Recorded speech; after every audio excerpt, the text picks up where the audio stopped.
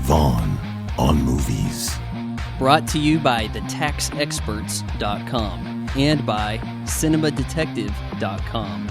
In Dreamhouse, Daniel Craig plays Family Guy Will. He's just taken a severance package that'll allow him plenty of time to stay with his wife Libby, Rachel Weisz, and the kids. But things are not as they appear, and it turns out their new fixer-upper was the scene of some grisly killings only 5 years ago. It's called Dreamhouse because it's a snooze fest. The world's toughest movie critic. Try as he might, I just can't get behind Daniel Craig. The guy turned James Bond into a serial killer. If it was up to me, Sean would still be Bond.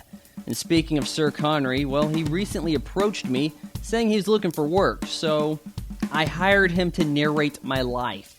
It was a pleasant day in Kansas, naturally. I just fixed myself some roast beef and enjoying a glass of root beer. Sean, you don't have to narrate everything. Pausing for a moment, I resumed being a controlling douchebag.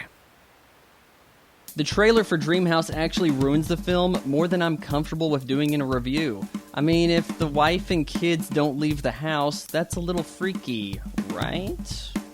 In a similar manner, the other characters of Dreamhouse don't live beyond the plot.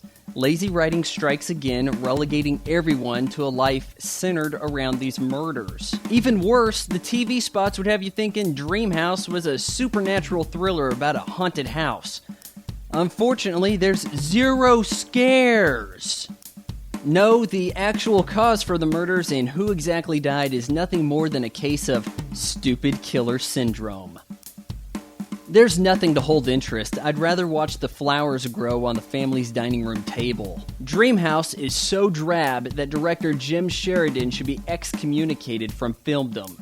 Or at least be forced to follow this up with no less than 2 flicks starring Daniel Day-Lewis. And before I give out my final score, I have to give a shout out to Sun Kadam for answering this week's Pop Quiz Hotshot trivia question. If you want to win a shout out, follow me on Twitter at Vaughn on Movies. Then be the first to answer the trivia question posted Monday, 6 p.m. Central Time.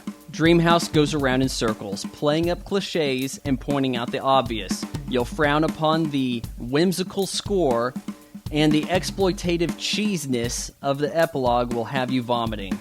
I give Dreamhouse 1 out of 4 stars.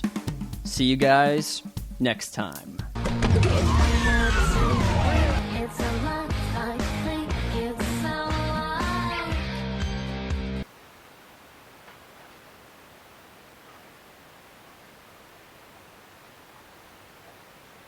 Hey Sean, you don't have to narrate everything.